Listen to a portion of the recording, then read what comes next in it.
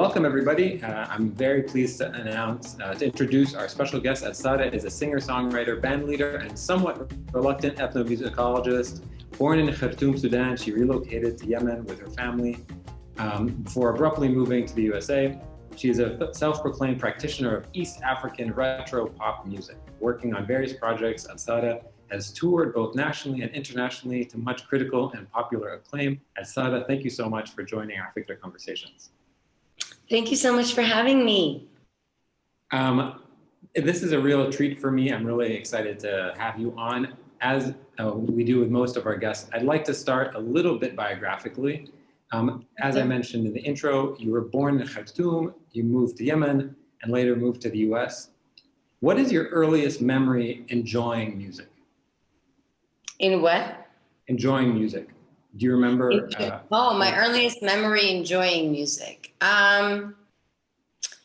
My earliest memory enjoying music was this tape that my parents had when I was in Sudan, when I was around 5, that had all these underground resistance songs that were being passed around for the 1986 election by this collective of left-wing writers. And it was a tape we weren't allowed to play all the time. And I remember loving it very much because it had really great songs, one of which I actually did a cover of for the first elections after the peace agreement was signed. I did a remix of it with Odyssey called Yalla Sawit, or Vote. That was one of my earliest memories of enjoying music privately, because I would have to play this tape privately. Yeah. And it was mine. It was a personal experience in which I got to have certain hooks that I liked and certain things that I enjoyed. And that was my first kind of, my first dose that got me hooked, and then I started basically collecting obsessively from a very young age of trying to find music and tapes that I could listen to on my own and have private listening experiences. So for me, the personal listening was always it was always a fundamental part of music, this personal time with the songs. You sing with your sister, which leads me to believe that you grew up in quite a musical family. Did you have the same taste in music as your parents? I was exposed to my parents' music, and my parents had really diverse taste in music as far as the region is concerned. My sister and I are the only two people that made music. My parents didn't make music. They were academics, actually, and activists. But my sister and I always liked playing around and making music in the house. So that was our playtime stuff. And I listened to all the things my parents had because they had it. So, and my mom especially was an avid listener. So I grew up listening to a mix of things, from Bollywood to Fairuz to Kulthum to Mustafa Seed Ahmed, to all the things you would imagine. And then Abdul Qadir Salim, and then I eventually started adding my own taste to it, fusing off of this fundamental thing my mom taught me in music, the way she collected music, which was the fact that music was about catching an essence of things. And I felt like that became a fundamental way of how I looked at sound from the beginning. Yeah, my parents' music affected me. Spoiler alert, yes. I'm curious, was music at a young age always an act in resistance or an act in sort of celebration? Was there always emotion, a similar emotion tied to it? Or did you like all these different full range of emotions? Did you really love children's songs and love songs and revenge songs and party songs? Did you like this full thing, or were they always tied to a specific act or feeling? I like the full spectrum of things, because music for me was ultimately a personal and private safe space. music was always a safe space for me. So it was a place where you get to experience the world in a safe way through this spectrum of sound that displayed an array of emotion and of being and of history and stories and places. And so for me, it was about going to many, many places while feeling extremely safe and feeling like you're at home at the same time. So that's why I was like, it was a very private experience in the beginning in the way I consumed it. And still to the way I consume it. When I still like active listening is a very active part of my practice as an artist. So, like every day for about an hour, I listen and I only listen with like headphones. And it's a part of how you can preview history in a way. You can read about history books and you can also listen to songs. I heard in an interview you gave, you mentioned Rasha, who we have on the screen here, and this listening to this album when you were in university at Wesleyan, and that being the moment where you felt like I could be a singer. I'm curious, what did you think you were going to be before that moment? I honestly didn't know. I knew I wasn't going to have a regular job, quote unquote. Yeah. I was like, I'm not cut out for that shit. So I knew I wouldn't have that, but I also knew that I didn't know how I could be me and make music because I hadn't seen examples of it until I seen her. And sometimes, honestly, just to see something as possible, it opens up a whole new world. And then it made me reinterpret my history and my musical background in a different way in terms of the culture I come from, because of the perspective I had through her lens. And so for me, it was this moment of, you can be Sudanese and be a singer and be a songwriter and do things that are not necessarily the status quo, and still be anchored and rooted without feeling shackled. So having that experience through her album, Let Me Be, was really, really enlightening. And I will forever be grateful to it and to her for that. After hearing that, did you, I'm curious, some of the other music that you grew up loving, after you were sort of given permission by this album to sort of embrace that idea, did you simultaneously give yourself permission to integrate all this other music that once felt quite elusive into your sound? Like, do you hear, all these other artists that we have on the screen? Do you hear them in your music? You're like, oh, I'm referencing them, so maybe other people don't hear it, but it's totally in there. Absolutely. Absolutely. This screen is a perfect collage of my soundscape, in my opinion. Yes, I believe. Yes, you did it. You absolutely did it. I believe this for me, everything I listen to and I absorb and I relate to is all about coming to a certain root, right? And so, yes, I absolutely relate to all of them. And I feel like they all seeped in one at a time. And the way you relate to them is beyond the borders of where you're from. It's about where you're trying to go and who you want to be, Yeah. And so catching these moments of other artists, no matter who they are and where they're from, becomes about how you want to shape your relation with yourself and your culture. Because culture isn't a stagnant thing that traps us. It's a root that we stem from and that we are allowed to rise above. Yeah. And so for me, it's just always been, the more you consume, the more you relate, the more you understand, the more role models you have, the more outreach you have. And I truly believe that we come from a tradition of movement, a tradition of fusion, and a tradition of binding. This idea that humanity didn't travel before Europeans did is false. It's completely false. It's a colonial myth. This idea that tradition isn't based on fusion is also completely false. Humans have always interacted and moved. And so to reshape your culture as you move along it's like redecorating your house. It doesn't change the fact that it's your house. Yeah. I couldn't agree more. I always tell people, you know, one of like my afikra sub mottos is that we're all in the diaspora, because people always say like, are you speaking to diasporic Arabs or non-diasporic Arabs? And I'm like, we're all in the diaspora. Like my great-great-grandfather may have been from Uzbekistan. I have no idea. You know, like we're, you know, who knows? These lines don't exist. Space is fluid. Yeah, I completely agree. So on that note, I want to think a little bit about your time at Wesleyan. You were studying ethnomusicology. I noticed that your thesis was about Sudanese music, right? So you spent a lot of time outside of Sudan thinking about Sudanese music and trying to understand it. And it came, and even the term ethnomusicologist is like, it's a weird term, right? It's a really, really strange term. So It is. there's this quote that you say, and I love, or that you said, there's a fine line between appropriation and appreciation, and that line is knowledge. How do I you agree with that?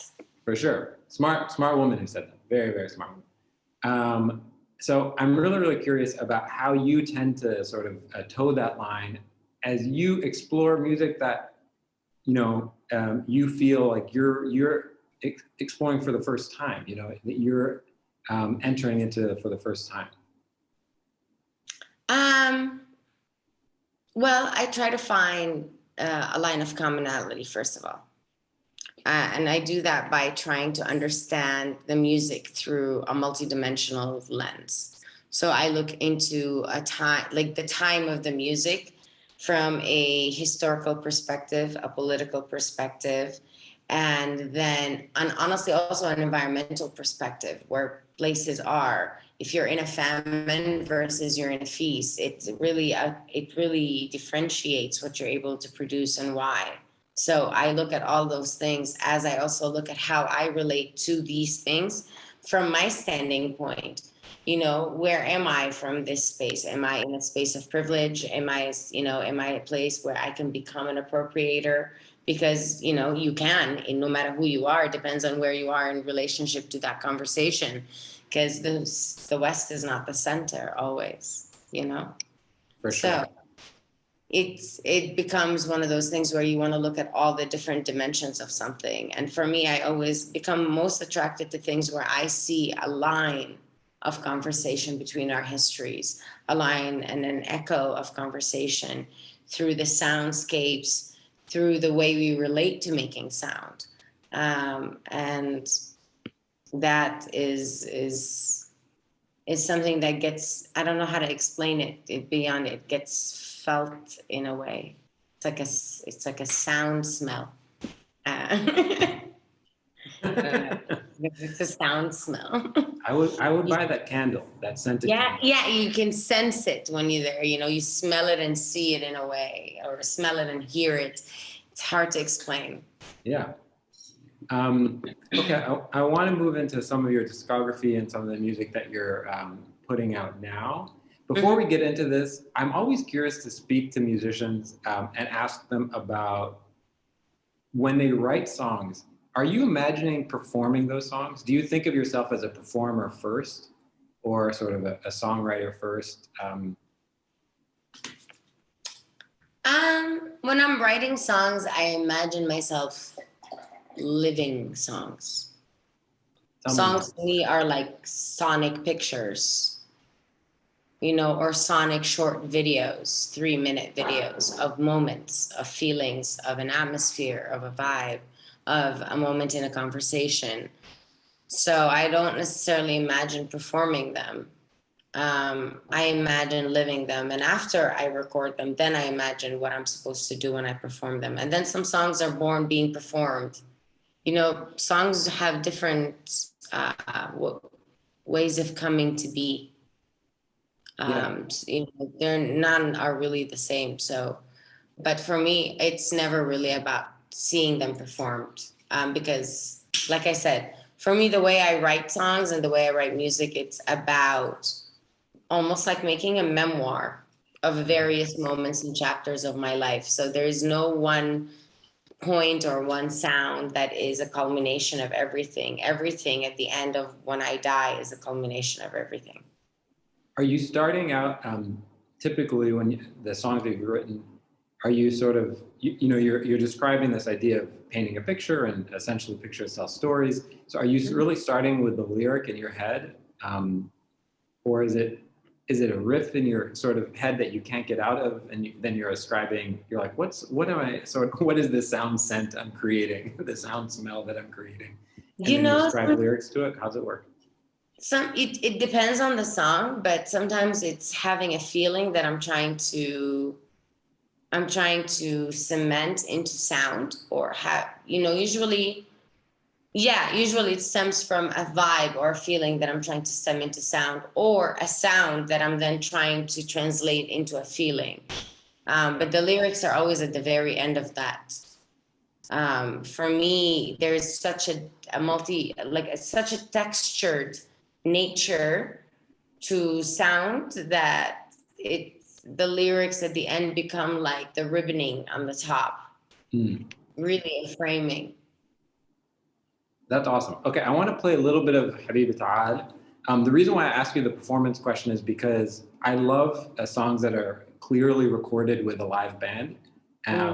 And this is clearly one, especially because the tempo starts increasing towards the end. And so I'm like, oh, maybe there was a performance in mind from the Well, jump. this is a traditional song.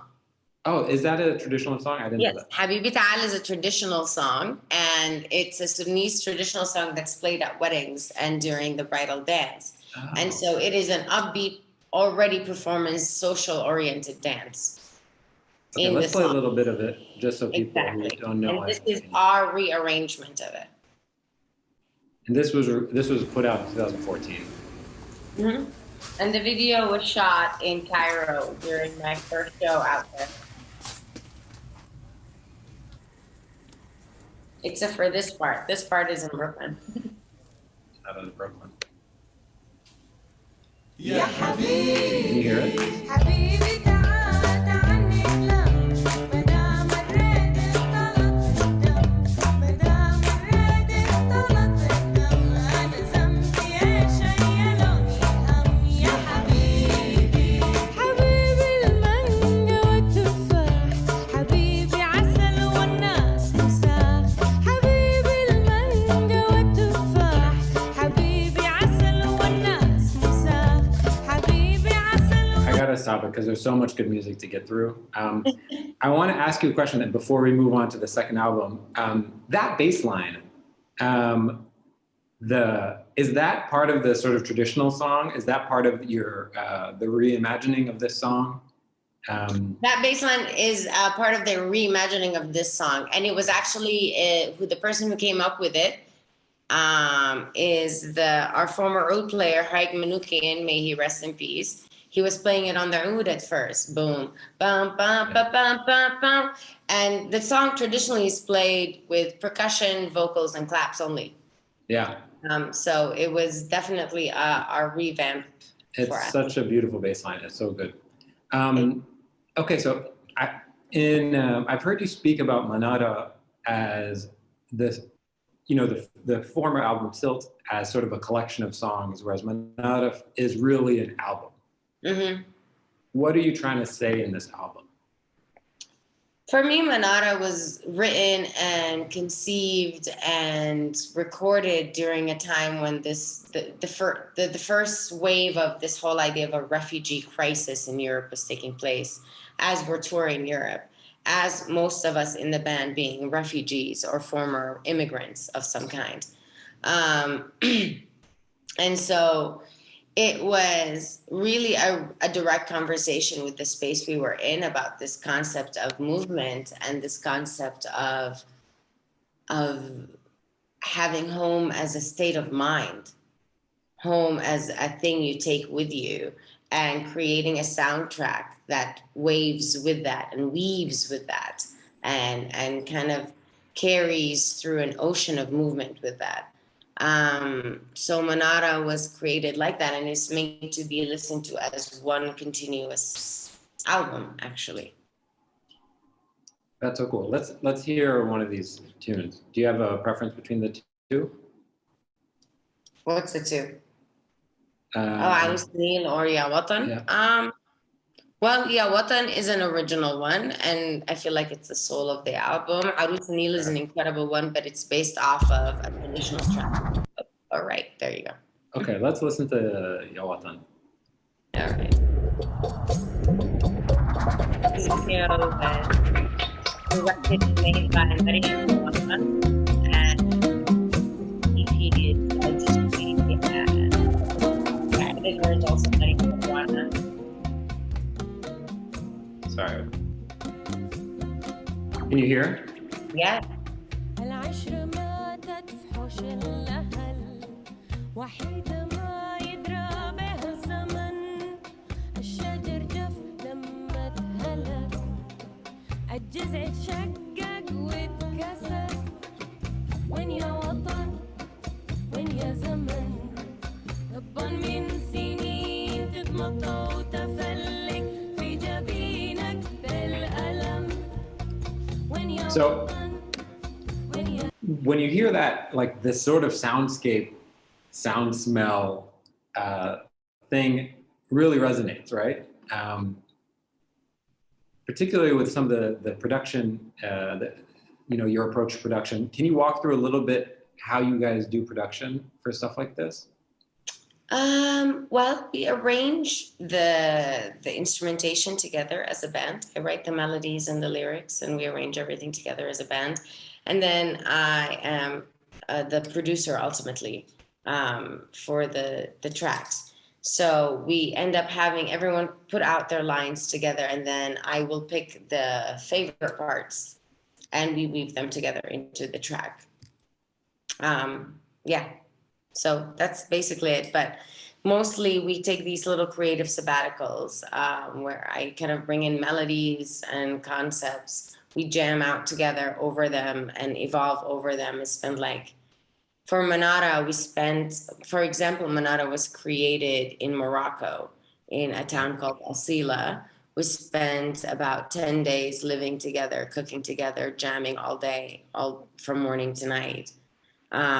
Over these themes and ideas that I would be bringing in, and everybody would just react to, respond to, and re-evolve and redevelop. So it was a really beautiful collaborative process.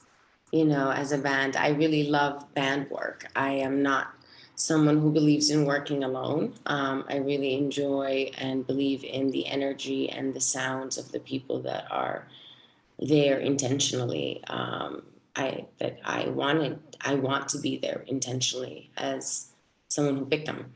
So for me, I respect their perspective on their sounds very much, even while I am overarching the soundscape of the albums. No, that comes across for sure. It very clearly comes across as a band. Which brings me to the next point, which I'm so intrigued to talk to you about, is both of these albums, as I mentioned to you before the call, have companion remix albums. Yes, they do. Yeah. So walk me through your choice to have companion remix albums that are, very like recognizably digital, recognizably produced, and the remix comes from a culture of production. Mm-hmm. Yep. Yeah. So walk me through the reason, and then we can listen to this in a bit. Well, I am a huge fan of DJ culture and remix culture in general. And as we spoke before this conversation, as kids who were born in the 80s, hip hop is a major part of how we were approaching pop music in general. Yeah. And for me also, as someone who is a New Yorker and basically kind of a club head in a way, I've always loved DJs, and I love an incredible remix.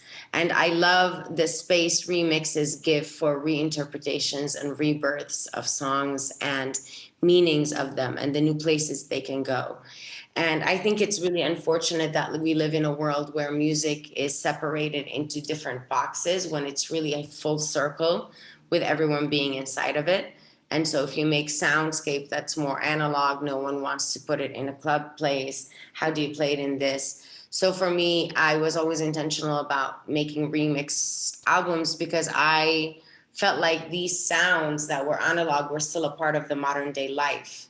In New York, you can see a cumbia band and a DJ scratching all in the same night in the same club back to back. And why isn't that possible for the sound that we're making? And why isn't that possible for the people that want to consume this sound and other sounds in the same night? You know? And why isn't that also a way for me to be able to work with people that I think are incredibly talented that I wouldn't necessarily cross paths with? So for me, it's really about, accessing multiple channels at the same time. And also, Yeah. I'm a fan, again, of all these producers. So it's an honor always to be able to collaborate with people, or not even collaborate, listen to them, do their take at it kind of thing, you know? Yeah, it's so nice. I mean, let's listen to this. I'm a big fan of Odyssey, so I was really tickled by this remix. Let's listen to a little bit of this. I like the word tickled.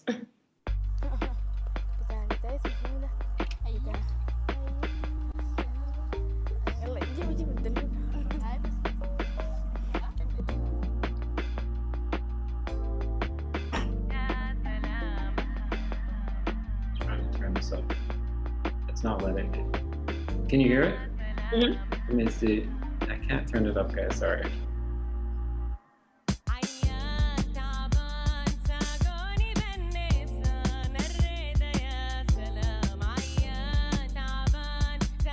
So is this I'll just speak over the music for a second. Is this a back and forth? Are you speaking to Odyssey, kicking back ideas, or do you really say like, go do your thing? No, I really think go do your thing. The remix albums, I just let it go completely, which is really wonderful for me because it means that I really get a chance to re-experience these songs in a new way. So for the remix albums for Manara and Silt, it's just a giveaway. I pick people whose sound I like, and I'm like, I give them the song, and I'm just do your thing. You just send them the stems, and you say, figure it out. I'm like, I'm picking you because of what I know you can do, not because I want to tell you what to do. Yeah. Okay. And so there are two more collaborations that I love that you've put out recently. This is not a remix. This is an original song that you collaborated with. I think their name is Débruit. Is that right? Débruit. How do you? Débruit. Okay. Who is a French producer? DJ producer. Yeah. And so, is this part of it, like your approach to musical sabbaticals, where you're like, I'm just gonna tons of input, tons of output, do a lot of cool stuff that turn me on creatively, and then I'll be at a different place. Is that sort of the approach? Yeah, I'm an artist at the end of the day, and I want to stay stimulated, and I am interested in a lot of things, so I'm trying to work with a lot of different people. For example, this album Al Jawal and the song Jibal Alnuba. Jibal Alnuba is a traditional Sudanese song, and this album came to be because of an online conversation I had with Débruit way back in like 2011 or 11, I think, or 2012.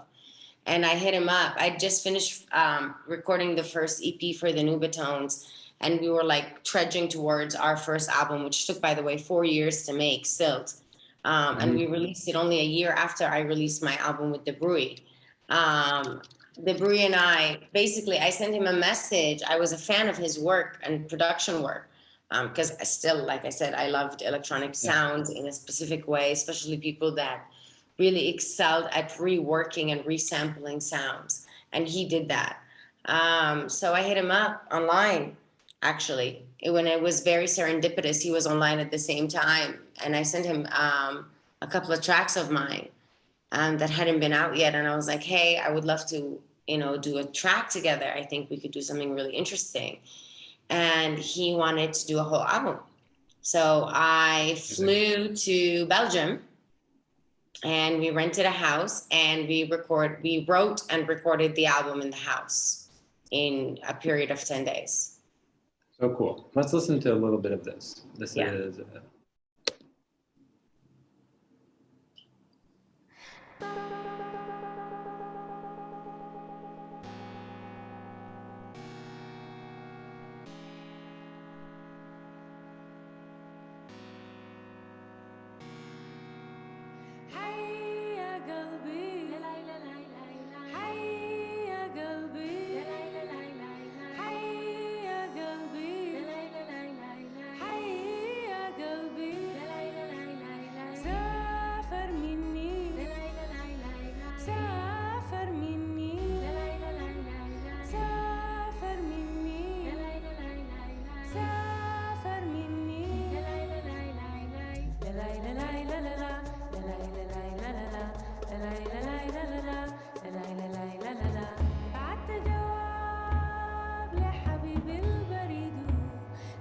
Who produced the video?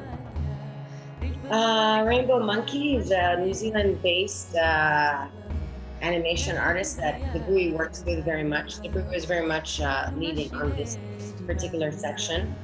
But I really love this video. I think it's beautiful. It's amazing. Yeah, he did all of it by himself, Rainbow Monkey. So yeah, this album was just very much a culmination of different sounds that we made together. Thank you to the person Ahlam who said Jamila is a stunning song. Thank you so much.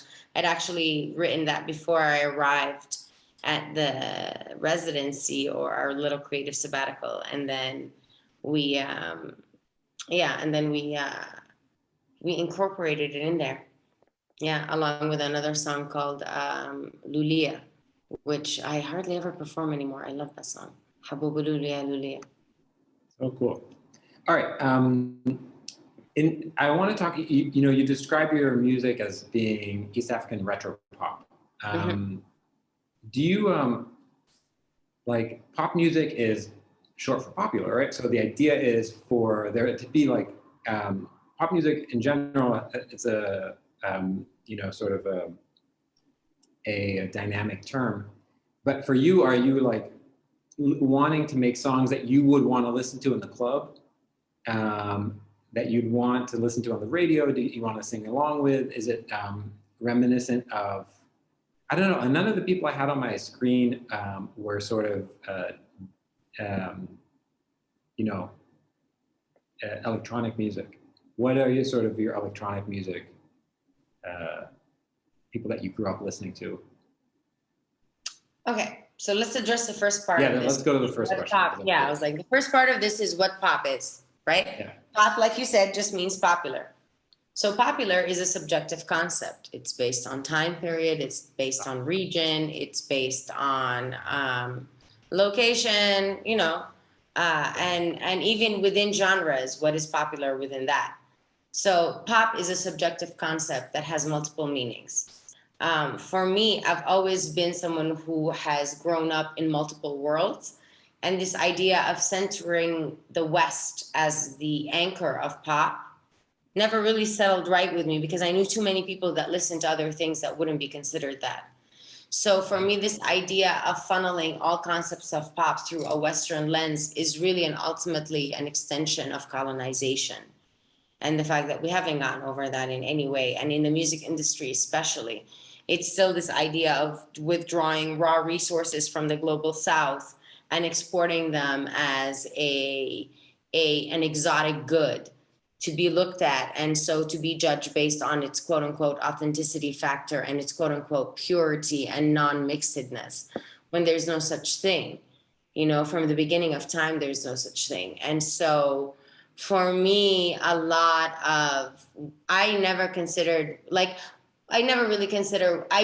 what I make retro pop, whereas it's like it's got a very nostalgic lens back that's tradition and folk based, but it's very much based on this idea of electrified instruments and popularity. And so when you then move into electronic sound, what is electronic sound? As soon as you start electrifying instruments, look at all of our pop music starting in the 80s. It's all synth wave pop based off of pre-programmed Yamaha beats that, we are speeding to a crazy amount. And then you listen to your average wedding Mahrajan songs now, and that shit is crazy high speed sounds, very electronic, very produced, and it's still very local sound. So what we're really dealing with right now is the fact that we live in an era where the global now is taking on new local flavors. So before we used to really concern ourselves with how we take our local shit and make it global, but we're now living in an era where we as the locals that exported locality into a global sense are now consuming globality and making it local. Yeah. So how do we take the global and make it local? That's a part of the conversation I'm constantly having as an artist, beyond the borders of where I was born, And, and that's part of the collaborations I have in my electronic process. So I think that's a perfect segue into this because I think here you're playing with this idea of popular media, and in this case, like very localized popular media, right? So pop doesn't need to be like what was that show, TRL? You know, like it doesn't have to. That's not what pop necessarily needs to be. Pop is like what's going on, what's being broadcast wherever you're listening. So this, walk us through a little bit of how this song came about, how this collaboration came about, which I love the idea for it. So this song, Captain Planet and I have worked together before in multiple formats. He has done remixes for me. I was featured on his first album, Esperanza. And on this album, he hit me up when he was putting out this album, and he said, hey, I'm putting out, I would like to do a collaboration. And he sent me a beat, and he was like, would you like to write a song over it? And I was like, I'm not sure. And then I had this melody that was running in my head, and I thought he would do a great like a great production of. So I sung this melody to him, and I sent it to him. Like I sung it into my phone, and I sent it to him, and I was like, do you like it? And he's like, yeah. So I recorded it, and, you know, I have my little, like, mobile little recording setup, and I recorded it for him, and I sent it to him. He produced something over it. I re-recorded, and that's how it came to be. And this was the idea of Ghazal. And for me, Ghazal, is really based off of that old South Egyptian vibe of lyrics, like Nana Dinena, and that vibe of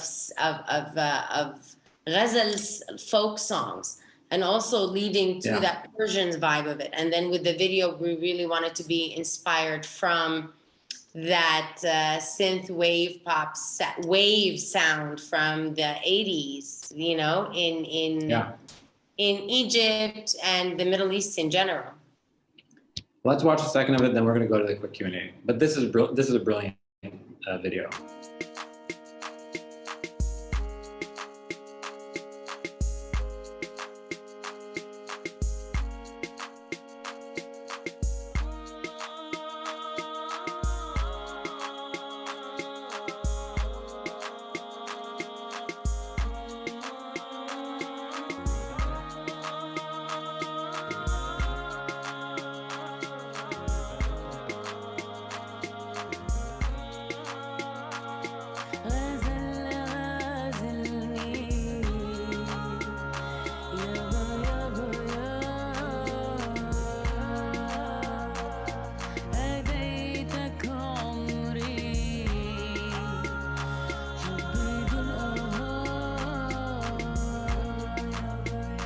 Okay, I highly recommend everybody check these all out.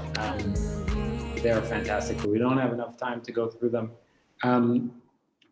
Just before we transition, I hope somebody in the chat asks about the documentary. There's so much to talk about in the documentary, but I'm going to leave them for now, and if we have time at the end, we'll come back to them. Okay. But I highly recommend people check out Beat of the Anatov. That you were the musical director for this documentary. It's a beautiful, beautiful project.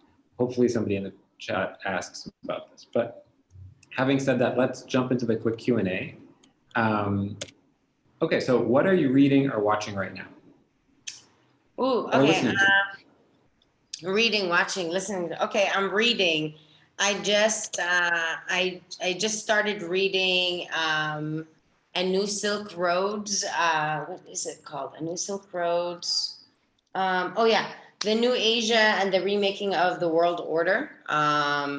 So that's by Peter Frankopan.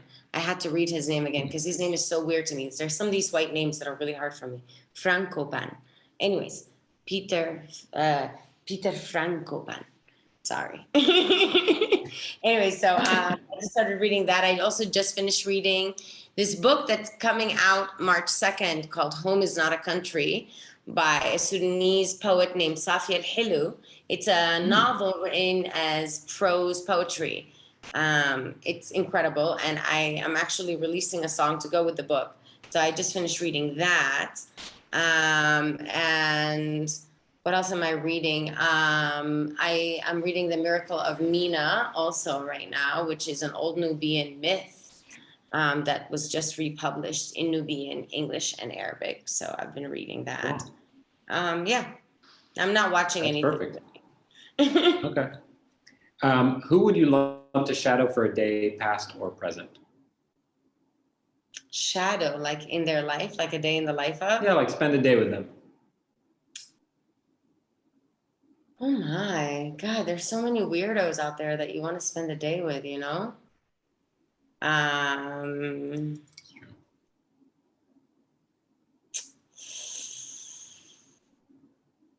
I have to say, I would love to say spend a day in the life of Bika Dude from Zanzibar. I swear to God, I was about to say, like, what about, my question is, at what age? Right, like honestly, at like 92 or whenever she stopped giving a For fuck, real. whatever the age she For stopped real. just caring. Yeah, that's the age At I like want to 89 when she released her first album. Exactly, when she was like, I don't care no more. I was about to say, okay, that's a great answer. Thank you so much. You made my dream come true. Okay, so what do people most misunderstand about your work? I think people most misunderstand about my work is that they think I'm trying to reproduce traditional music when I am actually trying to redraw my personal home map and reconnect dots about my storyline, a story that I didn't see reflected back at me in one format. So I'm trying to connect all the dots through the formats I'm seeing and hearing and make myself a part of a different whole of a collage, not even a different whole of a collage. So yeah, I think maybe that's it. Yeah, like you're not telling other people who they are. You're like, I'm just trying to figure out who I am. Exactly. And I'm doing it through sound. Yeah, sound sense. Yeah. Okay, there's probably a lot of them, but if you were to just choose one off the top of your head that maybe you haven't mentioned, whose work do you admire or are inspired by? Oh my. God, it's so hard. There's a lot of incredible artists out there, you know?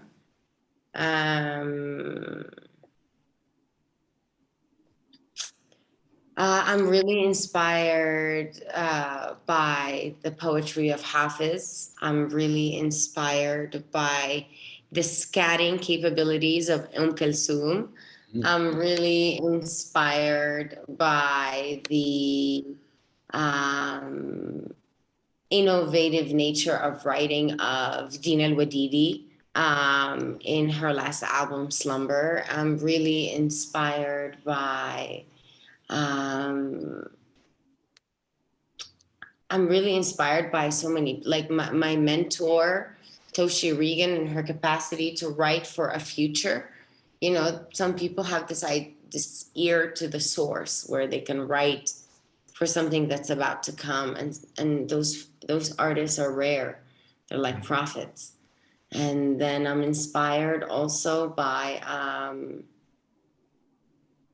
God, by my bandmates, by my family, by my grandma. I don't know. It's so hard to say. It's just like musical inspiration isn't only in sound, it's in the way people approach life also. You know, they have their own nabra.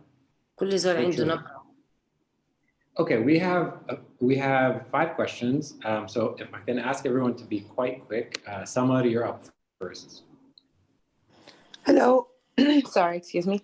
Hi, I'm such a big fan of you, Alsarah, and thank you for this talk. It was really great. My question is just coming up from New York, and I know New York is a melting pot, and you have so many artists that you could work with and so many avenues to explore and so on.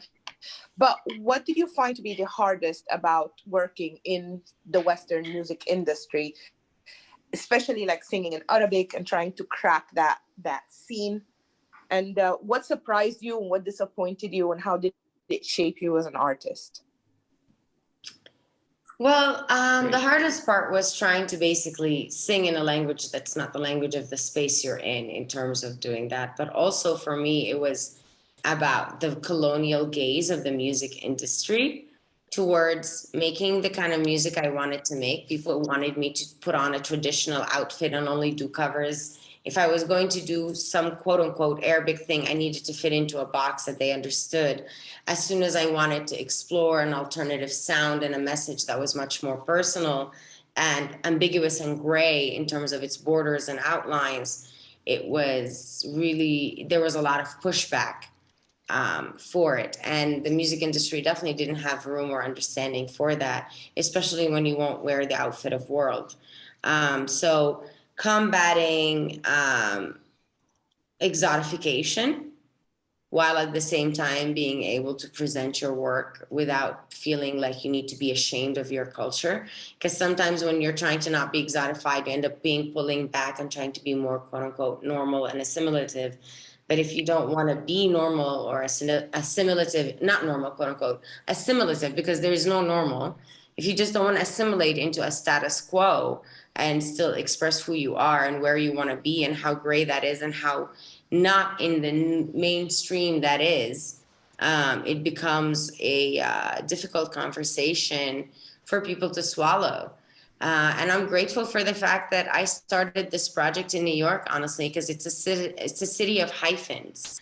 And so in New York, there's a lot of people that are one foot in one world and one foot in the other. And it's a city that celebrates both. And that's what makes you part of New York. And how you adopt New York is also a part of that hyphenation, where you don't need to become a soup and puree into nothingness. You can be a salad with all your parts whole. Fantastic. Okay, Tawfiq, you're up next. Yeah, hi, huge fan of you guys and the band, and I can't wait for the next performance. Hopefully, you know, when this mess is over, you go back to Brooklyn Thank you. and enjoy those. My question was, thank you for taking the time, of course. And my question is, so how has this, you mentioned how your collaborative, the process is more of a collaborative process for you guys to create. And so with this isolation and lockdown, how has that impacted your process? And then the other part of it is the content. Because like, I guess your sound is, to me, it's like a nostalgic, revolutionary sometimes sound. And so how will that, like, can we expect to see more content coming from you guys that, you know, like touches on I guess the pain and the anguish that the virus has brought to the world? Well, the process of creating together is in the selective sabbaticals we take. And so we were lucky that we took one at the end of 2019. So through the fall and the winter, we had some. And we actually were able to create all the seeds that were started in 2018 even for our album, which should come out at the end of this year, inshallah. So while 2020 really halted our collaborative process in terms of creating new work together, it has not halted our process in terms of finishing the work because we had already put the seeds together. So now hopefully it will come out soon. And as I continue to write, there is still the moment of once we come back together hopefully after things open up a little bit more in the state side, then we can start working on another album even yet. But yeah, hopefully by the end of this year, you guys should expect something. Awesome. Great, thanks for the question. The next question comes from Yasmin. Yasmin can't speak, so I'm going to ask one of them for her. What huge life event / experience have you gone through that left a permanent change in your identity as a person later on influencing your music? I mean, being an immigrant. I think moving to Yemen, but more than moving to Yemen, moving to the States and the abruptness of that move and how sudden it was and how unknown for so long, how long it would last, and then realizing it might be permanent, but you realize it might be permanent 15 years into it. That's really shaped a big part of who I am, where it becomes this idea of nostalgia and remembering and wondering where you want to be and where you go and how to be grounded within this non-space. That's a huge part of how I approach sound and making sound. It's making sound is about, like I said, it's sonic history. And so, yeah, being a person who's stuck in remembering and memory becomes a part of that. Great. Okay, we have Eliza up next, and this will be the last question. Eliza? Hi, I was wondering if you could talk more about how you produce music and collaborate across space, and how you form those artistic networks when there's not necessarily, just because you've talked a lot about recording and sending and mixing and all of that. Mm-hmm. With recording and collaborating digitally, I like to work via email where like there's different people, different approaches. I personally like to have a connection with a person before I work with them. So I would have met them before, or they've done a remix for me before, or some kind of thing.